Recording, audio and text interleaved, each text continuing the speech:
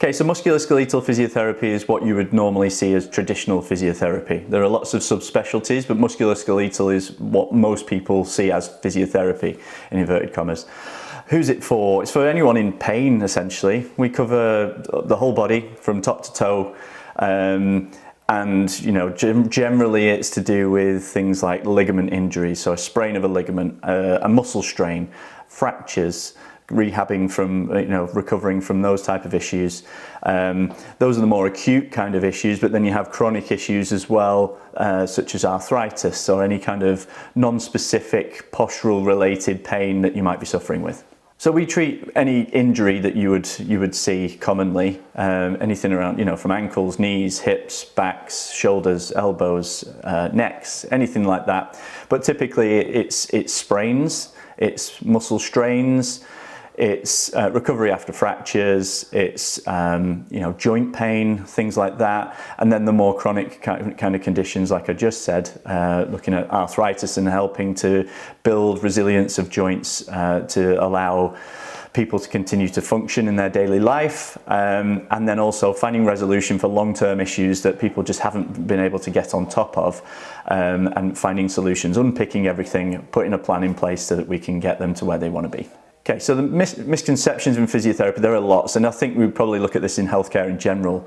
Things such as rest it. There are times where you need to rest an issue after an injury, but more and more now we're looking to move people a little bit sooner. Misconceptions, people come to us saying, oh, they need a scan. A scan isn't something that's necessarily going to assist unless it's going to change our management plan. Other misconceptions such as pain reflects structural damage. Pain isn't necessarily, it's a warning signal, it doesn't necessarily reflect actual damage or injury, but it does tell us something, and obviously it's uncomfortable. People don't enjoy being in pain for obvious reasons, but it doesn't necessarily mean that something is damaged, so we try to correct people on that as well. One other misconception is around the fact that we can fix you. We can't. Some physios might tell you, or other healthcare professionals might tell you that they have a fix and they can do it for you.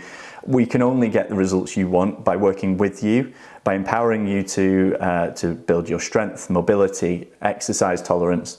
That's how we get the results, but it's not a case of lying down, someone will do something to you and you're fixed. Rarely is that the case. We do things, we do treat people, but it's that in conjunction with all of the other exercise kind of based therapy that we provide you with that will get you the results. First of all, you'll be sent some forms to fill out ahead of your assessment. So we like to get as much information about your background, your medical history, injury history, things like that, what you do for a living. We can do that ahead of time so that we can read it, we can be prepared, we can have an idea of what we think is going on before you've even walked in the door.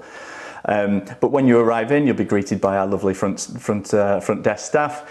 You'll come through, so there'll be a conversation to begin with. So we call that the subjective assessment, where we're asking you questions about, again, just digging deeper into some of the answers you might have given in the pre-appointment forms. Then we'll move into, based on your answers there, we'll move into an objective assessment. So that's where we'll look at how the joints are moving, how flexible you are, where the pain is. We'll dig into that a little bit more.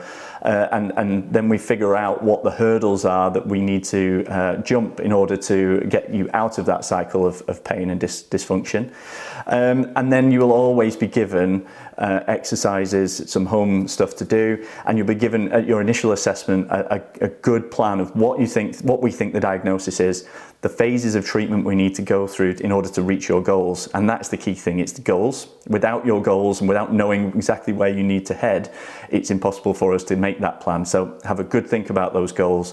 And then we'll give you a suggestion of how many appointments we think you're going to need to work with us for, how long that might take. So you walk away with a card that gives you a good idea of what the issue is and what it's going to mean in order to reach your goals with us. So at Move4, as I said in the previous question, we look to empower you, provide you with the tools to be able to address your issues on your own in the future. It's a terrible business model, but we feel that this is the way it needs to be. People need to take control of their lives and of their health, but they need to work with health professionals like us in order to gain the education and the understanding of what's happening so that they can manage themselves independently. So yes, you might have to work with us for a series of appointments in the first instance. However, all of our physios will be educating you during that time and providing you with those tools so that you can address that you can address your own issues in the long term. We aren't the type of business that are going to suggest that you come back once a week for the next year. That's not how we work. So what stands us apart is we are working with you to empower you and give you the tools to to take control of your own life. Absolutely yes, and this is one of the biggest issues at the moment. We're seeing such big waiting lists on the NHS, and people are sat there waiting for their surgery dates, waiting for their appointments, and they're doing nothing in between. Sometimes this can be 18 months that you're waiting for, and the decline we see with patients that are of an issue that requires surgery is huge. So I would suggest as soon as you're in a waiting list, go and see a physio, go and see a private physio, come to us at Move4.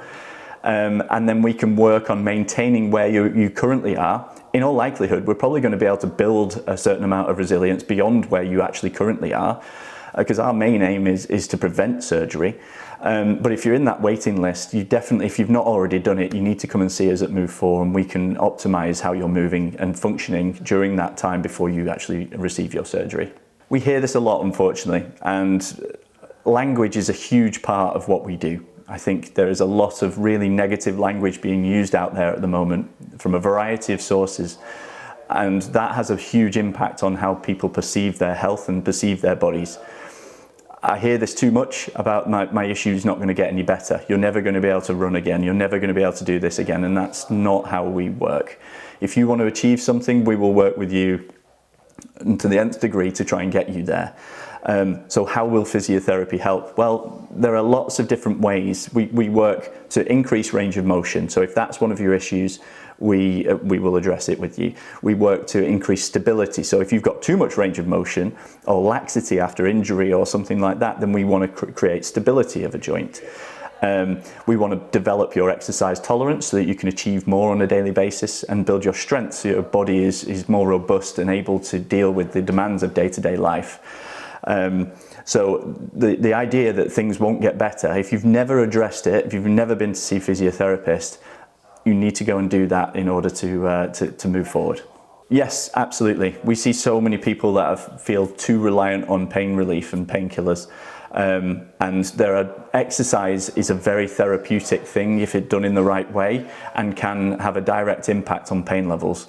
Treatment as well, we can do that in conjunction with the exercise, but our treatment is aimed to reduce pain levels and is very effective at doing that. The thing with treatment is it will have a short-term benefit and short-lasting effects. That just gives us an opportunity then to work with the exercise and mobility, stability element. And when we've put that in place, that will have a long-term impact on your pain levels and hopefully help to reduce the amount of medication you're having to take on a daily basis.